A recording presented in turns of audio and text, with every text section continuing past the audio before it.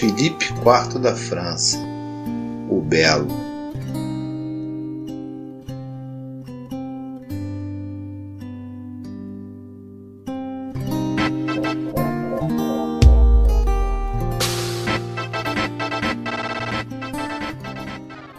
Com a morte do Filipe III, o seu filho Filipe IV, ele assumiu seu lugar. O Filipe IV ele também era conhecido como Filipe o Belo. E depois da morte do seu irmão mais velho, Luís, que morreu aos 12 anos, o Filipe IV ele passou a ser o herdeiro do trono. Ele nasceu em 1268 e morreu aos 46 anos, em 1314. Ele foi rei da França e Navarra, também conde de Champagne, e foi rei de Navarra em virtude do seu casamento com Joana I, e foi pai de Luís X da França, Filipe V da França, Carlos IV da França e Isabel da França. O seu pai, Filipe III, morreu quando participava da fracassada Cruzada Aragonesa, uma campanha francesa na Catalunha, que tinha o intuito de depor o rei Pedro III de Aragão e colocar em seu lugar o seu irmão mais novo, Carlos de Valois. O Pedro III de Aragão ele era filho do Jaime I de Aragão e casado com Constância de Hohenstaufen, que era filha e herdeira do Manfredo da Sicília. Com a morte do Jaime, o território de Aragão ele foi dividido entre os seus filhos Pedro, que herdou Aragão e a Catalunha, também Valência, e o Jaime II, que recebeu Maiorca e os territórios aragoneses em Languedoc, Montpellier e Roussillon. Então Pedro, depois que ele assumiu e recebeu sua herança, ele cancelou a vassalagem do seu reino ao papado, que havia sido acordado com seu avô, Pedro II de Aragão, pai de Jaime I de Aragão. Então o Pedro III ele expandiu a coroa de Aragão ao Mediterrâneo, e aproveitando o seu casamento com Constância, que era a herdeira da Sicília, que nesse momento encontrava-se sob o domínio do Carlos de Anjou, que era um capetiniano. E o Carlos ele havia cegado o filho do Manfredo e também executado o Conradino, que era neto do Frederico II da Germânia, e também o último Hohenstaufen. E com isso, tecnicamente, a Constância seria a herdeira. E após algumas batalhas, em 1282, a chamada Véspera Siciliana, liderada por ele, conseguiu uma grande vitória sobre os franceses e coroou Pedro III, rei da Sicília, e também expulsou o Carlos de Messina, onde ele se encontrava. E após essa derrota, o Carlos ele se refugiou em Nápoles. Então o Pedro ele acabou sendo excomungado pelo Papa Martinho IV e o depôs como rei de Aragão no fim de 1283 e ofereceu a sua coroa ao Carlos de Valois e declarou também a cruzada contra Aragão, a cruzada aragonesa. Então o Pedro III ele criou a União Aragonesa para defender Aragão dos franceses, mas o seu irmão, o Jaime II de Maiorca, ele aliou seus franceses e acabou cedendo Montpellier e também autorizou a passagem dos franceses pelas Ilhas Baleares e por Roussillon. Então, o Filipe III, com o apoio do Jaime, irmão do Pedro III, ele tentou invadir e tal, mas sofrendo uma grande derrota, o qual o Filipe III acabou morrendo em 1285, após um surto lá de disenteria. E após a morte do seu pai, nessa cruzada fracassada aragonesa, ele assumiu o trono aos 17 anos, sendo coroado em 1286. E após o Filipe assumir o trono, ele abandonou essa campanha. O Filipe IV não era muito popular e era distante do povo, e também era silencioso. Ele era culto, estudioso e turrão, né? Também era tido por seus inimigos como um homem inflexível, capcioso, sem senso de humor, agressivo. inconsequente, extremamente vingativo e moralista, frio, enfim. Ele recebeu vários apelidos. Um dos seus inimigos, o abade Bernardo Soisset, o chamava de o Rei de Mármore, também o Rei de Ferro, coruja inútil, e era tido como um homem bonito, alto, louro, que lhe rendeu esse apelido de o Belo. E também gostava de caçar, e era um bom caçador e também um bom cavaleiro. E assim como seu pai, ele teve o Guilherme de Hercós como o seu tutor. Havia um rumor de que, quando sua mãe morreu, a sua madrasta, Maria de Brabante, queria se livrar dele e também de seus irmãos. Ele se casou aos 16 anos com Joana I de Navarra, filha de Henrique I da Inglaterra e Branca de Artois. A partir desse casamento, ele ganhou o título de Rei de Navarra e Conde de Champagne em 1284.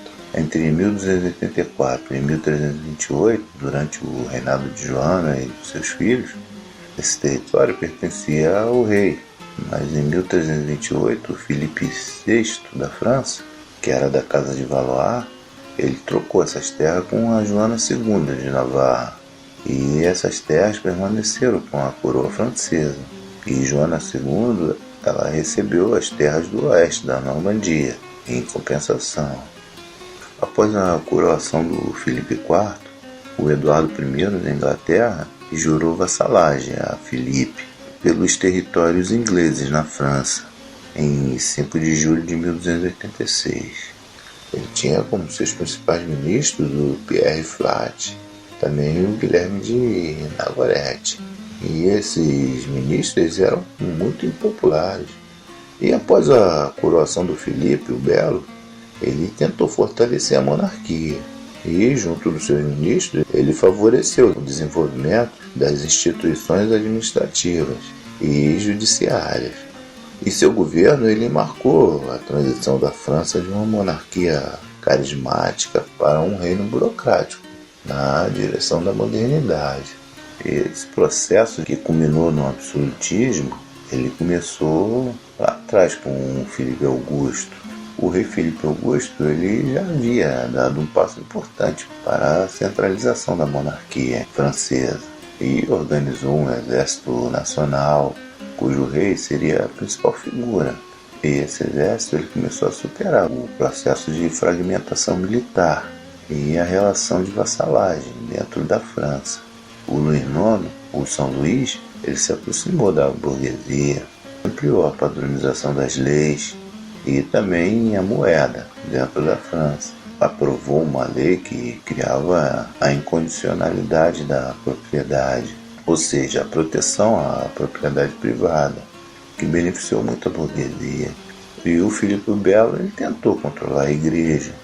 Entre 1294 e 1298, o rei francês se uniu aos escoceses contra Eduardo I da Inglaterra e tentaram controlar a Gasconha. Em 1300 e 1303, o Filipe ocupou Flandres, que era um território rico, e também conquistou a Guienne, mas acabou tendo que devolver. Adquiriu o Lyon em 1312 e a região da Quércia, da Inglaterra. Essa guerra entre a França e a Inglaterra, em disputa desse território, a França praticamente quebrou e acabou prejudicando as duas nações e também o clero, qual acabou recebendo cobrança de impostos das duas nações, tanto da França quanto também da Inglaterra. A igreja ela exercia um poder que se sobrepunha sobre todos os outros campos de poder, né? Existia uma supremacia do poder papal sobre as potências políticas do Ocidente. E o Papa ele tinha o poder de depor de cargos, de reis, enfim. O homem medieval ele era muito religioso. E como ainda não existiam as nações, eles eram bem mais religiosos do que patriotas. Essa plenitude da igreja e do Papa, ela vinha sendo muito contestada, até dentro da própria igreja. Por esse período já havia essa ideia nacionalista. E a França, apesar dela estar quebrada, ela se destacava como uma nova potência política da Europa e também no campo das ciências, ideias, com o surgimento de alguns filósofos, entre eles o franciscano Duns Scotus, que era um crítico severo do tomismo, e o Papa Celestino V, que na verdade era um monge eremita e um padre angelical e tal, enfim. Ele não tinha habilidade para enfrentar esses problemas, né, o qual a igreja estava passando. E ele acabou renunciando depois de 5 meses como Papa. E então foi eleito Bento Gaetani, que assumiu com o nome de Bonifácio VIII, que ao contrário do Celestino V, era um homem muito enérgico e tal, era jurista e também era um cara muito ciente dos problemas que a igreja estava enfrentando e iria enfrentar. O Bonifácio VIII, ele seguiu a linha de Gregório VII e também de Inocêncio III. Seguiu a linha dura, que tinham a ideia de exercer uma teocracia. Mas os tempos eram outros, né? Daí houve um choque entre o Papa e o rei da França, o Filipe IV, que, assim como os seus antecedentes, principalmente o Filipe Augusto, ele tinha uma concepção moderna da autonomia nacional. Daí o Bonifácio VIII reagiu e lançou em 1296 a bula Clericis Laicus, que proibia as duas nações de taxar os bens eclesiásticos. E a Inglaterra acabou cedendo, mas a França, através do seu monarca, iniciou uma luta contra o papado. O Filipe o Belo então proibiu a exportação de ouro, prata, também alimentos, cavalos, armas da França, e expulsou os estrangeiros da França. E entre esses estrangeiros, vários legados papais, que recolhiam os dízimos e outras rendas da igreja. Com isso, dava um grande golpe nas finanças da igreja e do Papa. Então o Papa retrocedeu. O Bonifácio VIII ele canonizou o Luís IX e permitiu que se fizesse doações espontâneas ao rei. Os clérigos poderiam doar em caso de emergência. Daí houve uma certa trégua entre o Papa e o rei da França.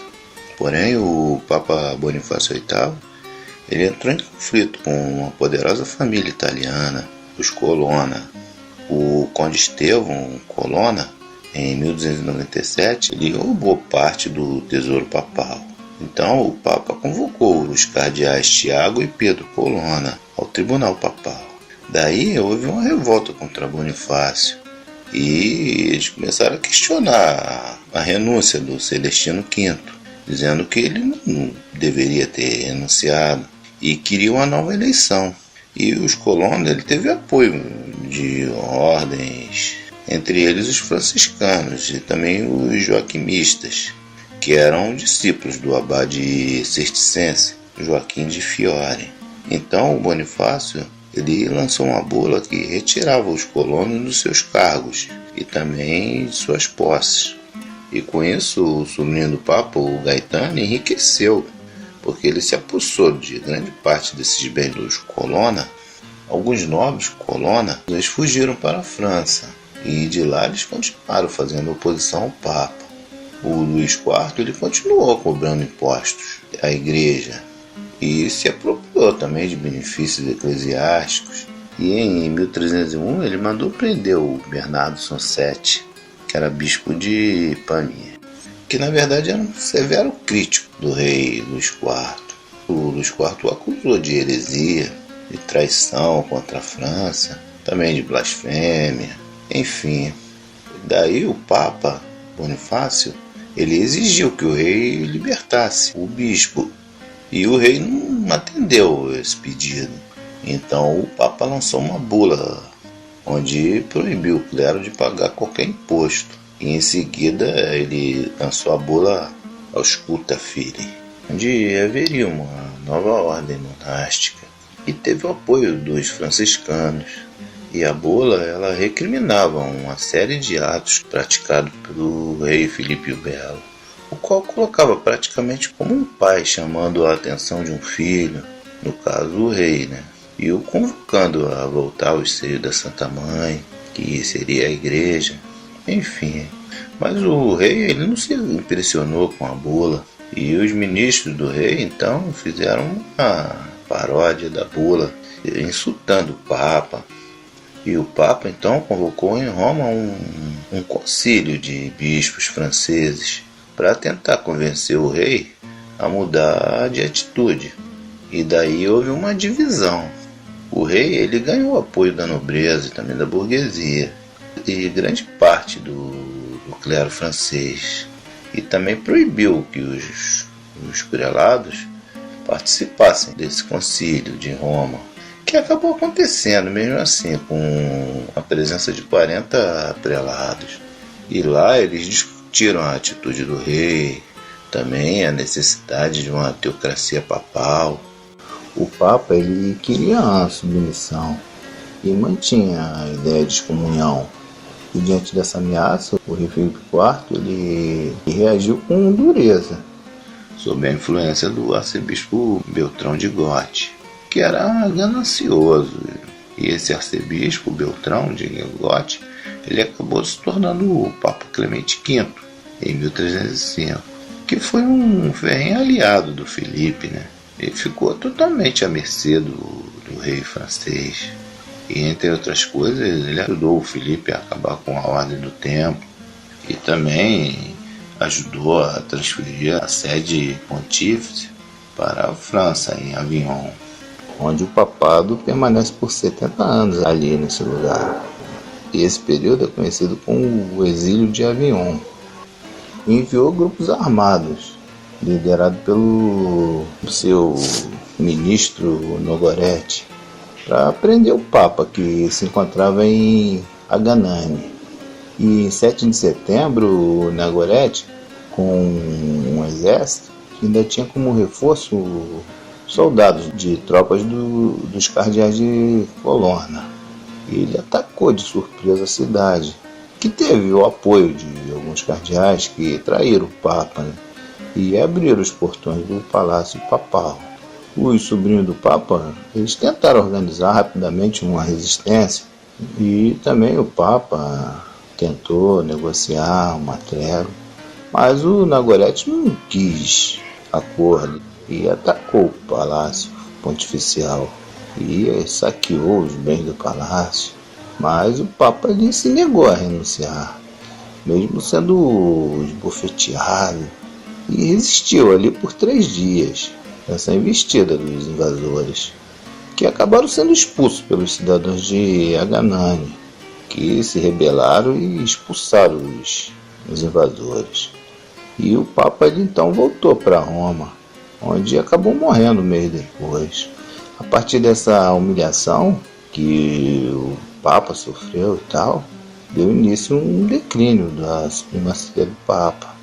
E após a morte do Bonifácio VIII, foi eleito Bento XI, que morreu um pouco tempo depois, teve um pontificado bem curto.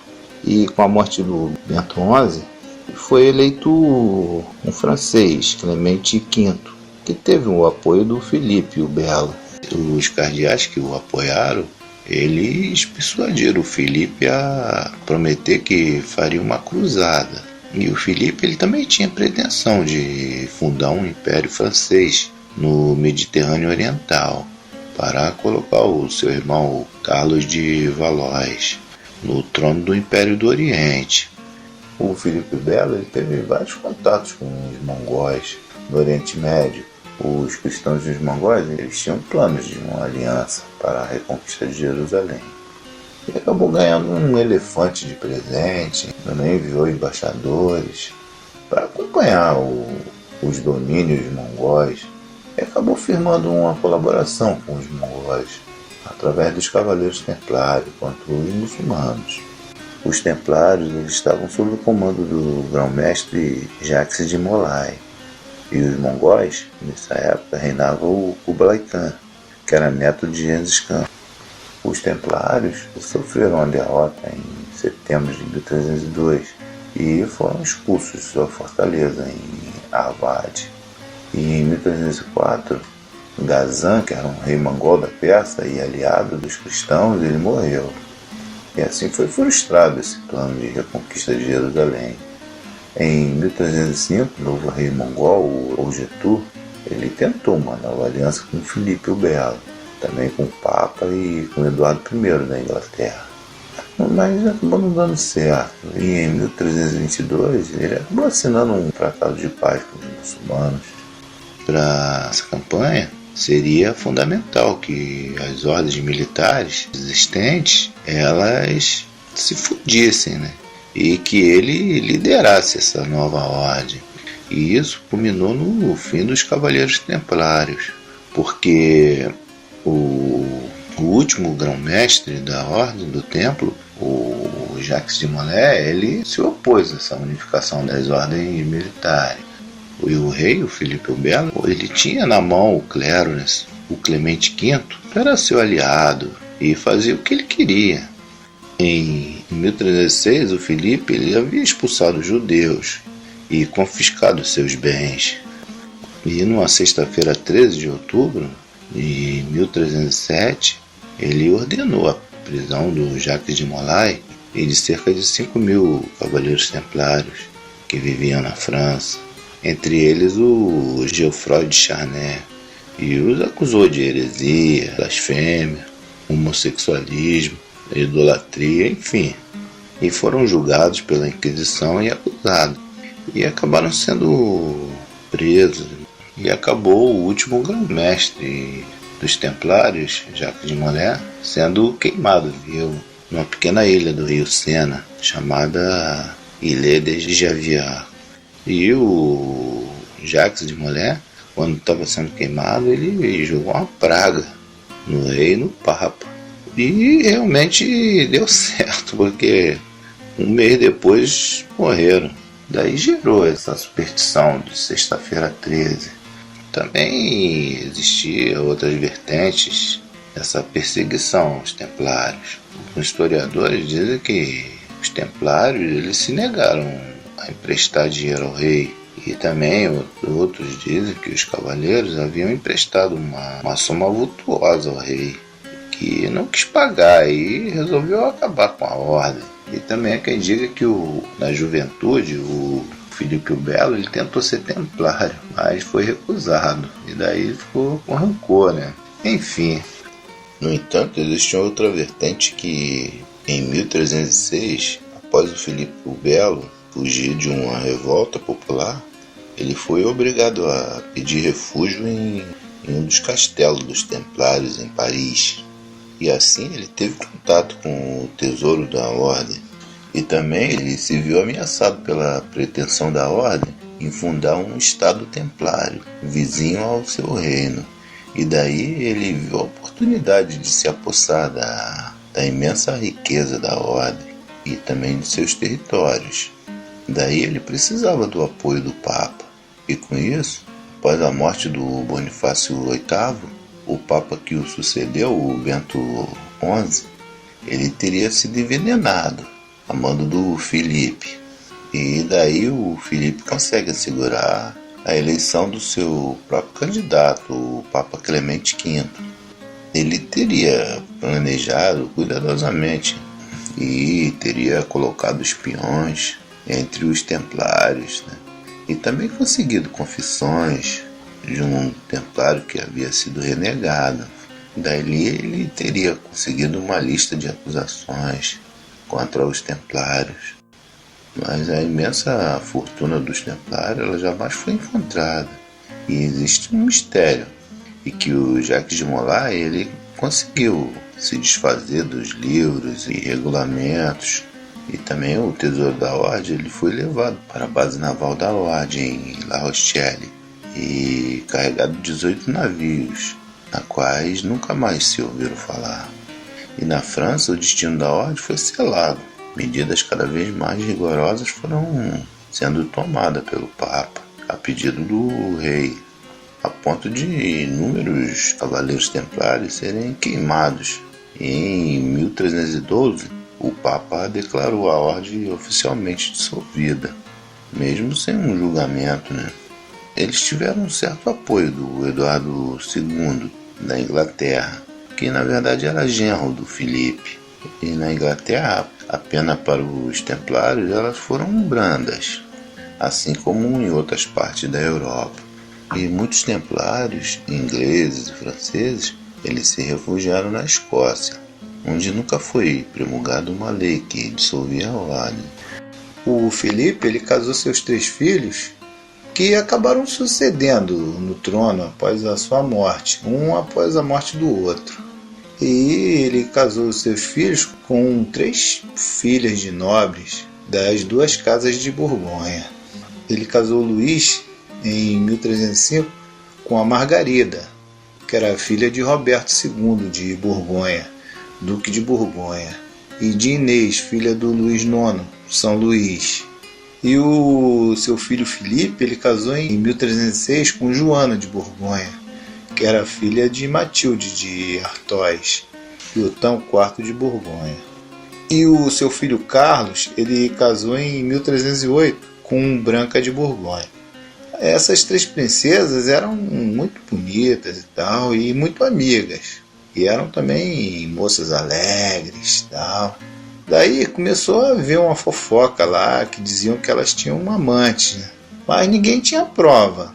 Então, numa festa em 1314, a sua cunhada, a rainha Isabel da França, que era irmã desses príncipes, e era também rainha consorte da Inglaterra. A Isabel ela notou que 2 cavaleiros da casa real eles usavam bolsas na cintura muito parecida com as que ela havia presenteado suas cunhadas, a Margarida e a Branca, meses antes, né? Então ela revelou, foi e comentou com o seu pai, o Filipe IV da França. E o Filipe então mandou que prendesse os 2 rapazes, que na verdade eram 2 irmãos, o Filipe e o Galtério de Aunay. E então o Filipe IV ele ordenou que os interrogasse. E acabou que a suspeita foi confirmada. E os caras acabaram revelando que realmente o Filipe de Aunay era amante da Margarida e o Galtério da Branca. E eles se encontravam na torre de Nesle, quando os príncipes se ausentavam e tal. E a Joana, ela, apesar de ter sido inocente, ela também foi acusada por ter encoberto o caso.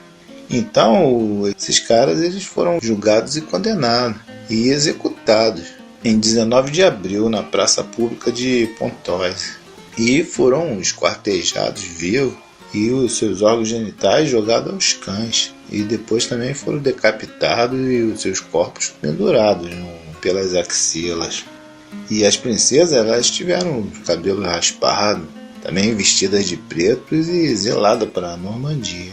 Em 30 de abril de 1315, após o esposo da Margarida subir ao trono, ela foi encontrada morta, estrangulada. E a Branca ela permaneceu aprisionada durante 7 anos. E após a subida do seu esposo ao trono, o Papa João XXII anulou o casamento. Então a Branca ela foi autorizada a sair da prisão e tornou-se freira. E morreu em 1326. E a Joana ela foi também encarcerada no castelo de Dourdan. E mais tarde ela se reconciliou com o seu marido e tornou-se rainha da França em 1317. E mais tarde ela recebeu do seu marido a Torre de Nesle como presente. O Filipe IV ele morreu em 29 de novembro de 1314. E durante uma caçada ele passou mal e tal, e pouco tempo depois morreu, possivelmente de um derrame cerebral. Bom, é mais ou menos isso aí. Eu vou ficando por aqui.